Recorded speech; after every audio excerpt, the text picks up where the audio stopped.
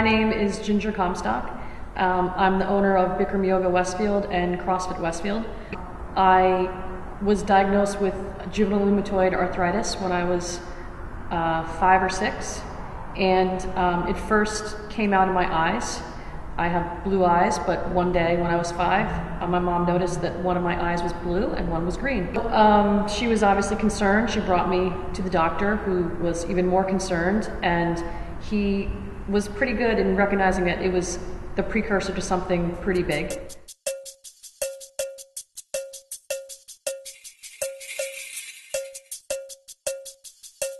When this thing came up with my eyes, I went to a specialist who diagnosed that problem as uveitis, and anything with an itis is just inflammation. So it's just like having arthritis, but in your eyes.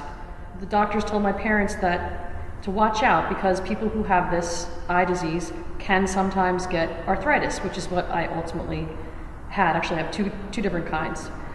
The medicine they gave me was so strong that it gave me cataracts in my eyes, and I was starting to lose my vision, which was a huge concern. So I was all set up. I was now like 6 maybe to have a cataract surgery. At the last minute, right before this surgery was scheduled, another doctor came forward and said, "Let's not do this. She's too little, it's too dangerous," and they instead pumped me up with steroids, which are also not that good for a young kid. As a result, I was humongous. I was huge, pumped up on these steroids, but it did the job and it saved my vision. Unfortunately, I did get the arthritis that they had warned my parents about. And when I was maybe 8 or 9, I noticed that walking to school was extremely painful. My knees would swell up really big. My ankles didn't bend at all, and it was really difficult for me to walk. I would walk on my heels. And then around that time also, I was diagnosed with a second kind of arthritis that affects the spine, and your spine fuses. It's called ankylosing spondylitis. This was all going on in grade school, and I was still playing all the sports that I loved, but it was emotionally, it was difficult, because I went from being pretty good to being really slow and almost being like just a courtesy to have on the team, just kind of let her be on the team, which was hard as a little kid. I still skied competitively, and that was extremely painful, having my feet in my ski boots when they were so swollen. But after college is when the whole disease took a turn for the worse. And I remember specifically going from my apartment in Hoboken to the PATH station, and it just took me forever to get there, because my knees just didn't work. My hands were completely just kind of crumpled up like old lady hands with big swollen knuckles. Yeah, just really deformed. And this one day in particular, I got to the top of the stairs at the PATH, and I couldn't get down. I was in so much pain that I couldn't get to the bottom, and I could hear all the trains passing, and it was freezing, and I didn't have any socks on because I couldn't reach my feet. And I remember thinking, you know, maybe it's time to have like an assisted living situation. And that thought was the worst thought I ever could have, because I was only 27. And as I'm standing there, and all these other 20-somethings were rushing by, and their hair looks great, and they're ready to go, and they're going into the city, I just thought, this is not who I am. I was just tired of soldiering on. It was emotionally exhausting. I didn't know anybody who had what I had. There was no one to talk to, and I had had it so long that I had learned how to just push forward and kind of push it down, and just, my family my parents did the best they could. They didn't have a manual on how to raise a kid with something physically challenging, and they got me to the best doctors. I was on the best medications, but that didn't do anything for the just for the emotional toll of just every day trying to keep up. I said to the doctor, there's got to be something, there has to be something else. This is not okay. It is not okay to be this young and live this life. So I think what happened at that point in this particular year was that I had no hope. I don't think I was put on this planet to live this particular life because I'm trapped. So I called my sister and I told her pretty much that I was tired and I really didn't want to live.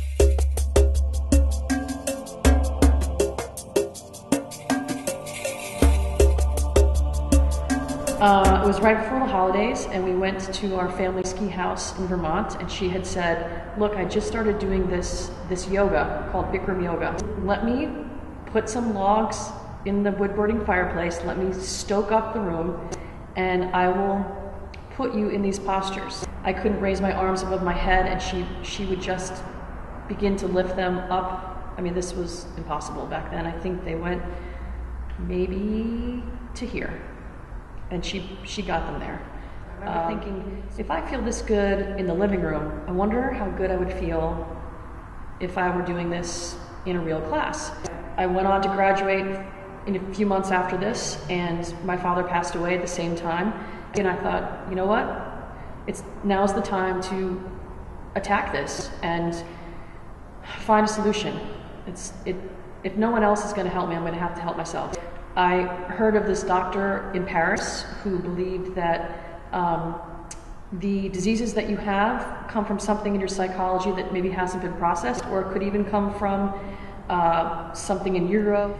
So I went, and in Paris is when I took my first official Bikram yoga class at Bikram Yoga Paris. The first posture requires you to bring your arms up over your head. Couldn't do it. Could not do it. After the first 45 minutes of the class, you move to the floor, and I couldn't get myself onto the floor. And the instructor and owner of this yoga, the Bikram Yoga Paris studio, said, you know what, I'm going to call Bikram, and I'm going to tell him about you, and I'm going to find out what he recommends. And the owner said, okay, talk to Bikram, and said to come every day this week. And then she paused, she said, for the next 2 years, you should do 2 yoga classes a day, and you'll pretty much, he thinks you'll be able to heal your body. So, at the end of that first week of yoga in Paris, I knew it was very clear that I was going to open up a studio, and I was going to make it my life, and my body changed so much in that 1 week that I thought, I have to pay this forward.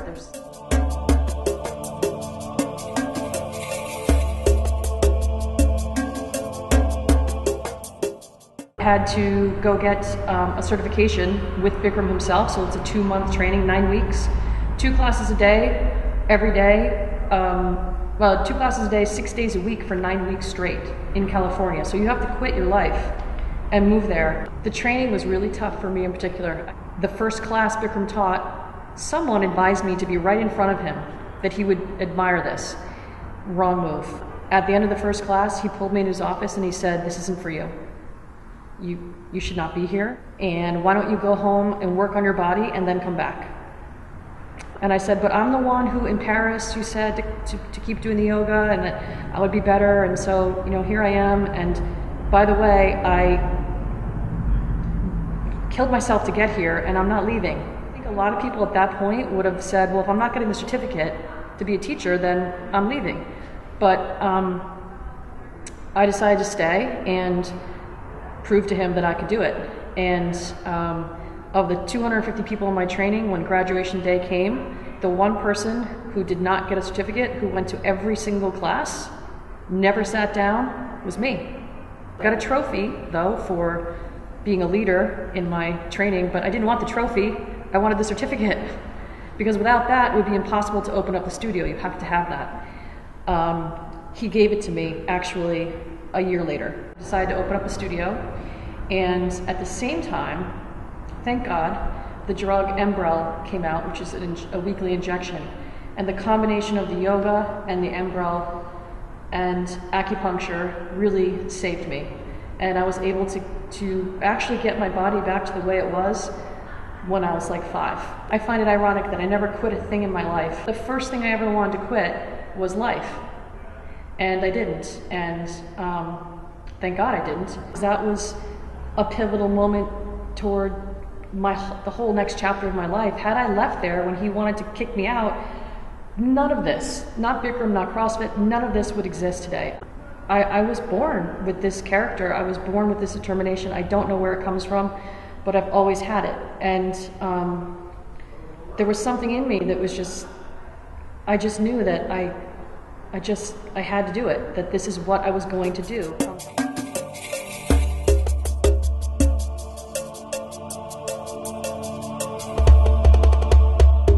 CrossFit is a strength and conditioning program. So by definition, it's constantly varied, functional movements executed at high intensity. So I opened CrossFit, well, I started, one of my yoga students, she had just a boot camp in the park, and I remember saying to her, oh, I'd really love to do what you're doing. And she said, then come. And I said, oh, I don't think I can do what those other ladies are doing. She said, yes, you can. Absolutely you can. So she invited me out and to her boot camp, and I did that for about a year and a half outdoors with her.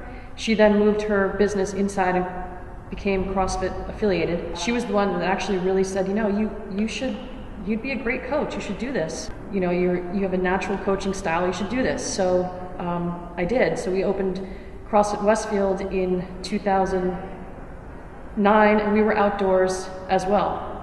We were outdoors in the parking lot at the Bikram Yoga Studio for about a year and a half.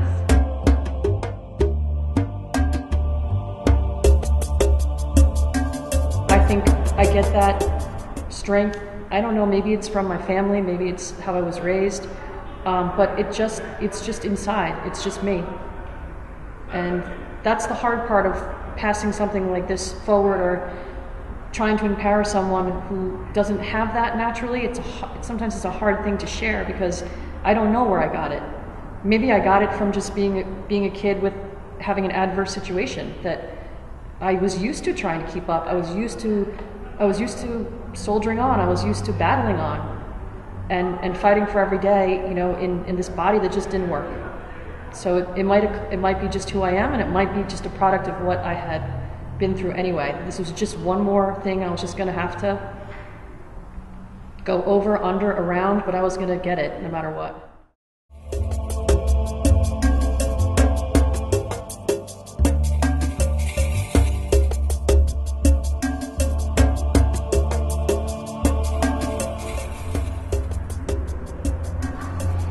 Unconditional.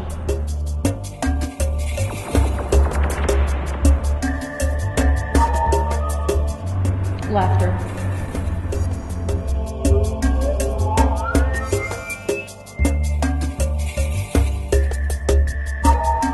Love.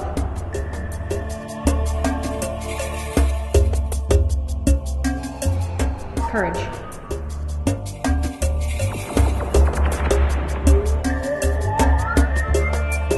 Strength. My name is Ginger Comstock. Draw on your strength and draw on your courage to make your life happen.